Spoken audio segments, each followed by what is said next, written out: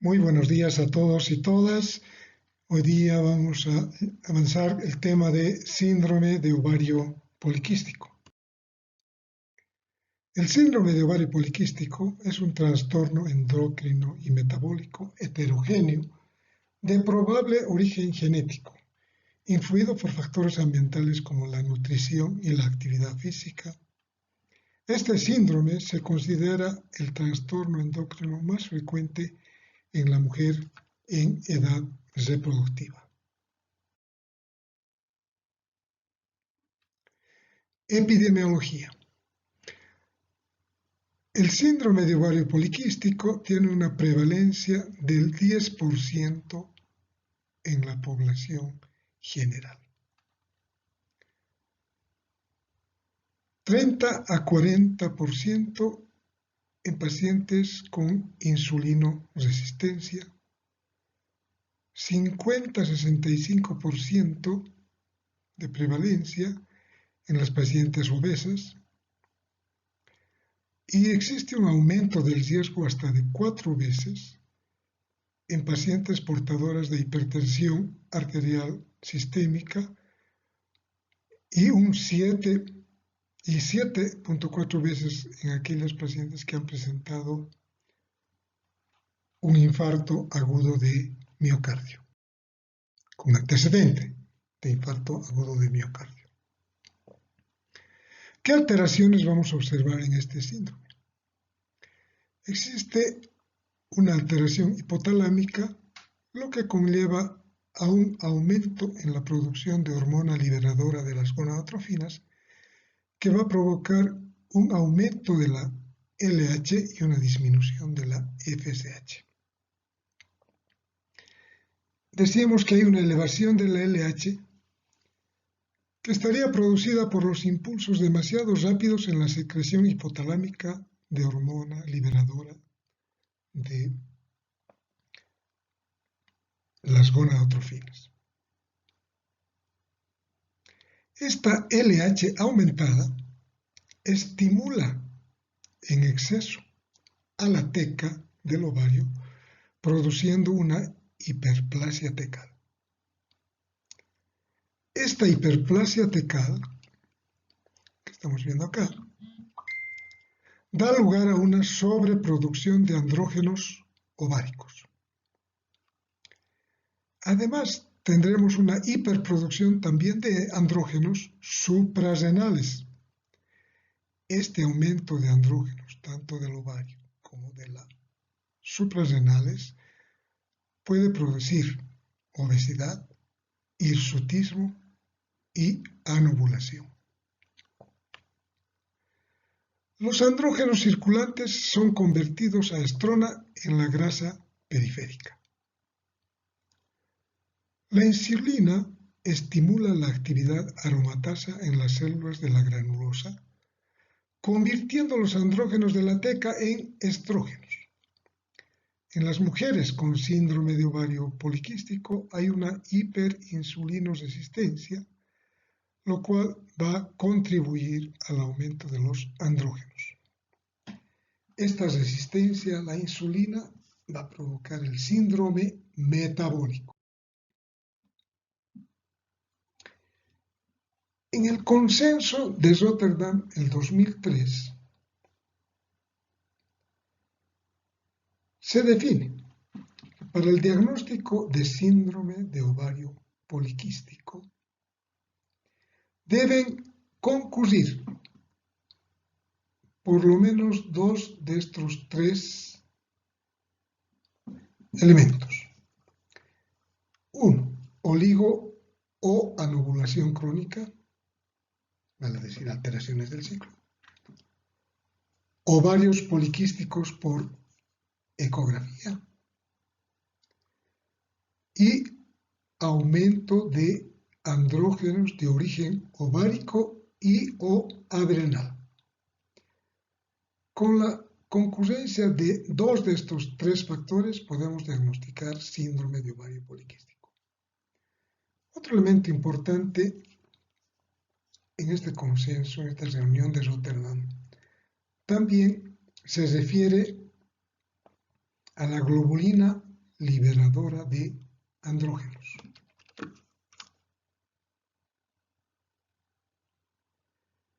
La síntesis hepática de esta globulina se ve inhibida por las elevadas concentraciones de testosterona e insulina encontradas en el síndrome de ovario poliquístico, motivo por el cual esta proteína ha sido propuesta como un marcador de insulino-resistencia. Diagnóstico. Entonces, para el diagnóstico nos basamos también en estos tres parámetros: el parámetro clínico, bioquímico y el ultrasonográfico o ecográfico. Bioquímico. La relación LH-FSH mayor a 2.5. Hay un aumento de andrógenos ováricos. Estarán elevadas la testosterona libre, la dehidroepiandrosterona y la androstenediona.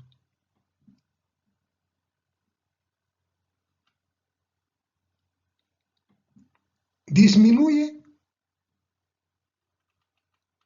la globulina fijadora de las hormonas sexuales. Y hay un aumento de la estrona. Cuando la usuaria desea procrear, es fundamental determinar si los ciclos son ovulatorios. ¿Qué hacemos para esto? Los niveles de progesterona son menores a 2 nanogramos por mililitro después del día 21 del ciclo. Son interpretados como anovulación. ¿En qué se basa este diagnóstico, podemos decir, indirecto de la ovulación o anovulación? Sabemos que la mujer tiene dos ciclos. En el ciclo menstrual tenemos dos fases. La primera fase, que es la estrogénica, y la segunda, que es la progestacional. Ambas están separadas por un acontecimiento central, que es la ovulación. Cuando se produce la ovulación, vale decir la liberación del óvulo por el ovario, ¿qué es lo que queda en el ovario? El cuerpo amarillo. Y este cuerpo amarillo es el responsable de la elevación de la progesterona en la segunda fase del ciclo. Entonces, si nosotros tomamos una muestra de sangre para determinar los niveles de progesterona entre el día 21 o 22 del ciclo, porque estamos seguros que estamos ya en la segunda fase, esta progesterona debe estar aumentada. Pero si no hay un aumento de esta progesterona, si tenemos, como dice acá, este dato de menos 2 nanogramos por mililitro, significa que no hay funcionamiento del cuerpo amarillo y por lo tanto no ha existido ovulación. A eso se refiere este punto. Clínica. Alteraciones menstruales que van desde la oligomenorrea hasta la amenorrea, que puede llevar a una infertilidad, alopecia androgénica, hirsutismo, acné, sobrepeso u obesidad central, acantosis nigricans. Y finalmente, el tercer parámetro, el estudio de gabinete, que es una ecografía, presencia de más de 12 quistes menores a 10 milímetros en la periferia de uno o ambos ovarios, que obviamente va a conllevar a un aumento del volumen ovárico mayor a 10 milímetros.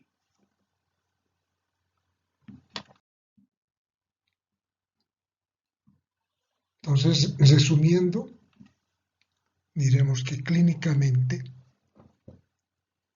tenemos alteraciones menstruales que pueden llevar a la infertilidad, obesidad, acné e hirsutismo, acantosis nigricans y alopecia, como estamos viendo acá en esta imagen.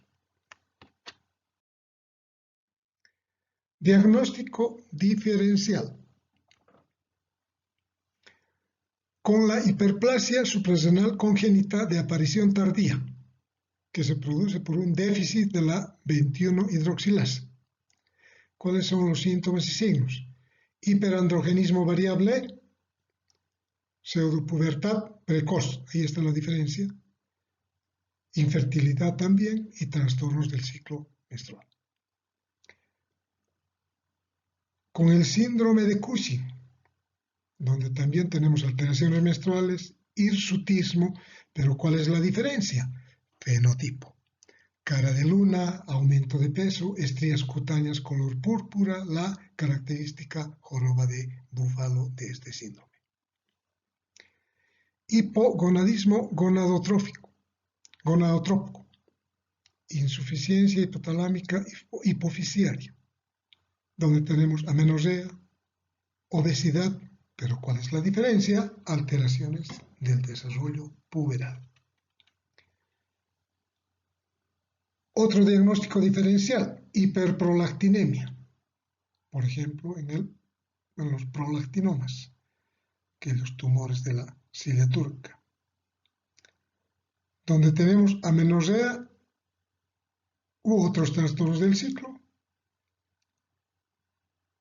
Y la diferencia, cefalea, galactorea y alteraciones visuales.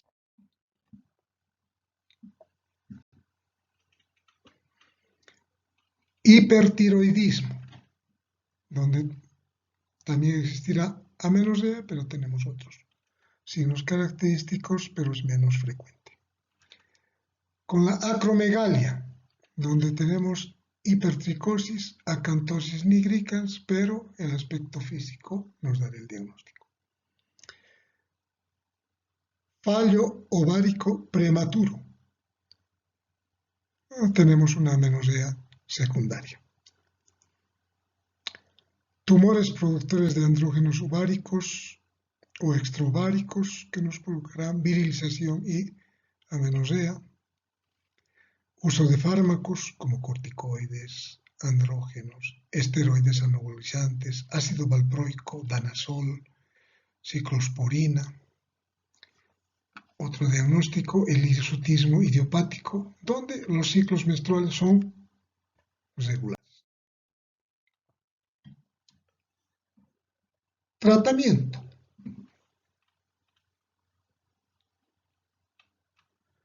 Alteraciones del ciclo o sangrado uterino anormal,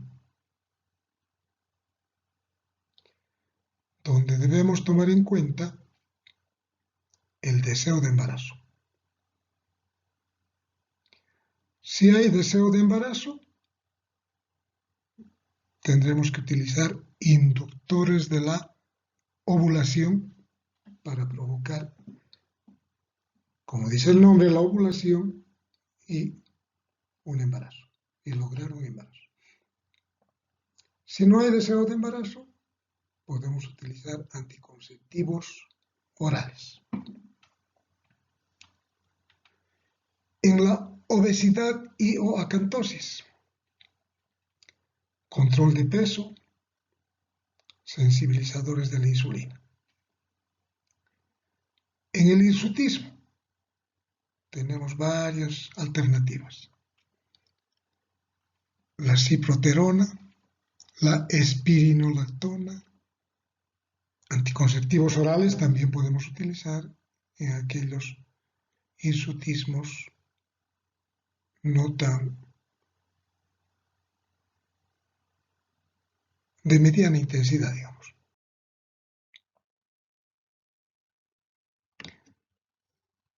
Alteraciones metabólicas, tratamiento de las alteraciones metabólicas. Y decíamos que la resistencia a la insulina e intolerancia a la glucosa es la que va a dar el trastorno metabólico. Acá podemos utilizar agentes sensibilizadores de la insulina que disminuyen la insulina en ayuno y donde hay que produzca una menor resistencia a la insulina.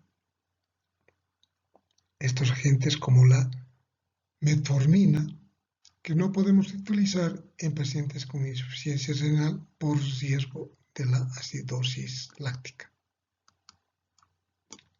Entonces, la metformina es un agente antihiperglucemiante de la familia de las biguanidas. Actúa principalmente en el hígado, inhibiendo parcialmente la gluconeogénesis. Y de esta manera disminuye la oxidación de los ácidos grasos en un 10 a 20%. En el síndrome de ovario poliquístico va a inducir la ovulación y mejora las posibilidades de un embarazo. Y la globulina fijadora de las hormonas sexuales va a aumentar, habíamos dicho que está disminuida, porque hay una reducción de la testosterona libre, que es la responsable de la disminución de esta globulina. Otros agentes que podemos utilizar, las glitazonas. En pacientes con síndrome de ovario poliquístico, la troglitazona mejora la resistencia a la insulina, disminuyendo la DIP-androsterona sulfato, disminuye la testosterona libre, la androstenediona y la LH, incrementando la proteína transportadora de hormonas sexuales. Pero estas glitazonas no podemos utilizar durante el embarazo. Por lo tanto, tendremos que tomar medidas de protección anticonceptiva para evitar embarazo durante la utilización de estas glitazonas.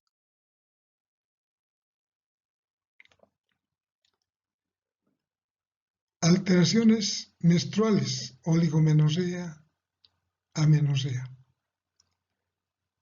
Podemos utilizar anticonceptivos orales en aquellos pacientes que no desean embarazo, que regulan el ciclo menstrual en mujeres sin deseo gestacional. La metformina más dieta baja en calorías ha demostrado reducir la oligomenorrea en 6 meses. La rosiglitazona disminuye la resistencia a la insulina y los niveles séricos del LH, permitiendo restablecer los ciclos menstruales normales.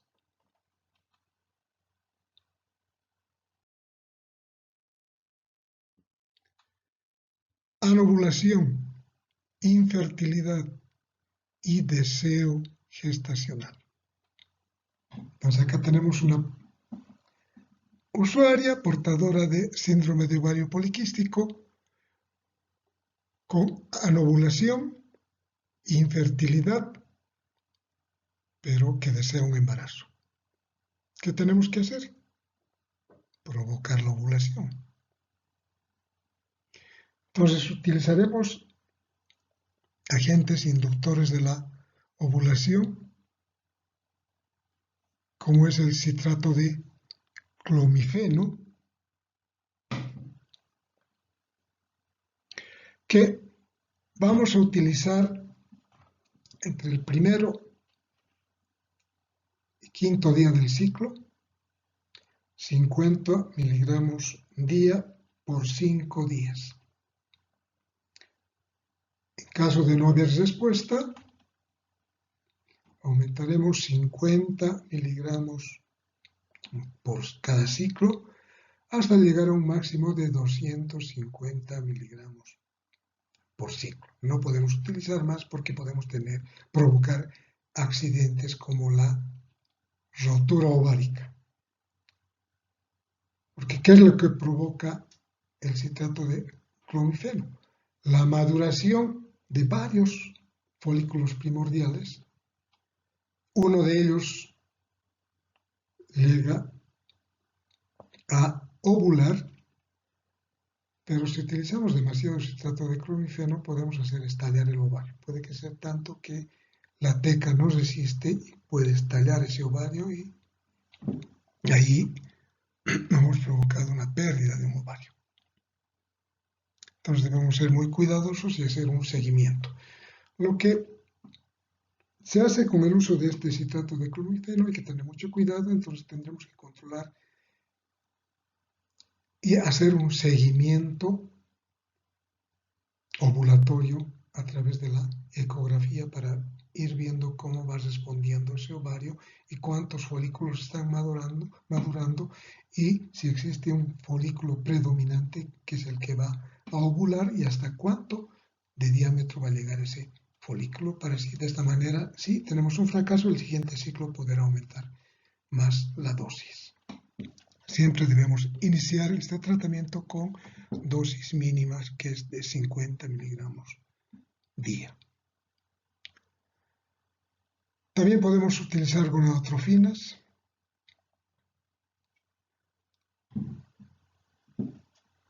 La metformina más el citrato de clomifeno aumenta la inducción de la ovulación, hay mayor éxito para conseguir la ovulación.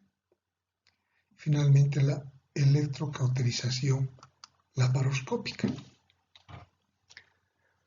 La metformina actúa predominantemente como antiestrogénico uniéndose a los receptores hipotalámicos, lo cual disminuye el mecanismo de retroalimentación negativa ejercida por los estrógenos endógenos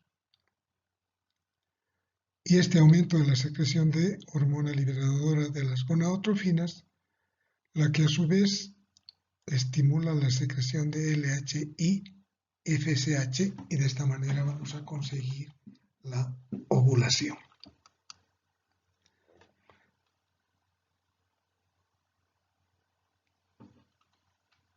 Otro tratamiento que podemos utilizar son los glucocorticoides.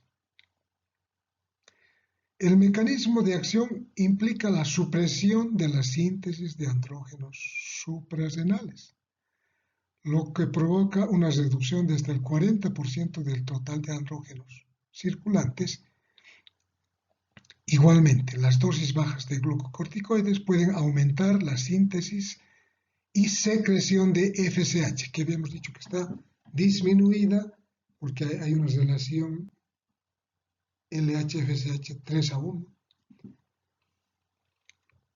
Esto vamos a conseguir una mejoría a través del uso de estos corticoides. ¿Y cuál es el tratamiento? Generalmente utilizamos la dexametasona a una dosis de 0,25 a 0,5 miligramos. La dexametasona viene en tabletitas de 0,5 miligramos, entonces tenemos que utilizar una tableta o media tableta. O prednisona de 5 miligramos durante la noche junto con la progestina para inducir la menstruación antes de restituir el citrato de clomifeno. ¿Qué quiere decir esto? Si nosotros tenemos una paciente con ciclos que no está menstruando, con amenorrea, entonces decimos, tenemos que realizar la inducción de la ovulación. Esta inducción debemos empezar entre el primer a quinto día del ciclo. ¿Cuándo vamos a empezar si esta paciente no está menstruando? Porque tiene amenorrea. Entonces tenemos que provocar la menstruación con este tratamiento. Corticoides y progestina. Provocamos la menstruación y recién iniciamos el tratamiento para la ovulación. Y como decíamos, la otra alternativa, la electrocauterización laparoscópica. Esa es la alternativa actual. ¿En qué consiste? Cauterización de los folículos con electrocauterización. Se produce una electrocoagulación realizando 4 a 10 punciones en cada ovario con una profundidad de 4 a 10 milímetros.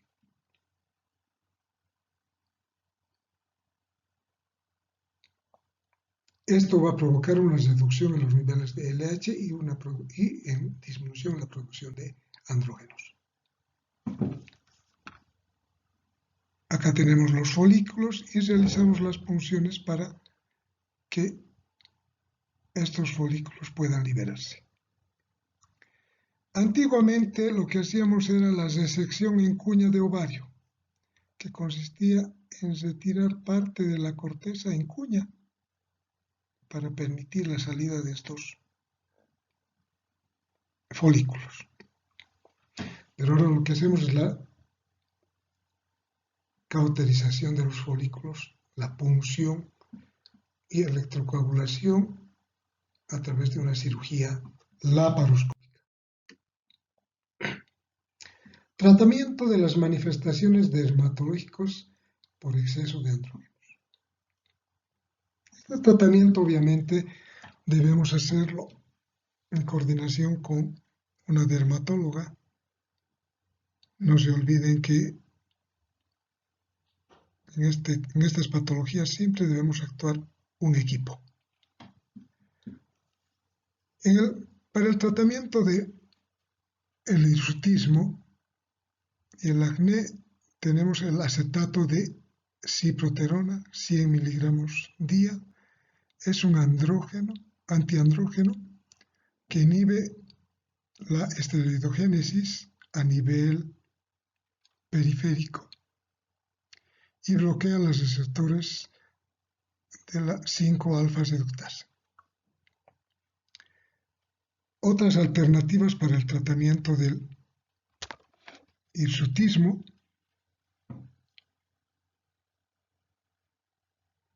tenemos la espironolactona, 100 a 200 miligramos, divididas en 2 dosis,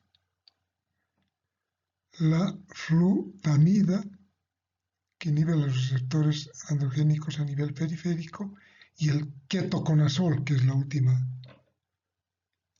que últimamente se está utilizando, que es un inhibidor enzimático del citocromo P450, con la resultante reducción de la esteroidogénesis adrenal. Y en el acné podemos utilizar anticonceptivos orales combinados, en los casos de acné moderado, el acetato de clomadinona, que disminuye las lesiones en un 54% en 12 ciclos de tratamiento, y los retinoides, que son efectivos vía tópica y oral, con efectos comedolíticos y antiinflamatorios, pero tienen muchos efectos secundarios y colaterales, por lo tanto su uso es de mucho cuidado. Con esto habríamos terminado. Esta es la bibliografía. Si tienen alguna pregunta, pueden hacerlo a través del WhatsApp o a través de WhatsApp. Muchas gracias.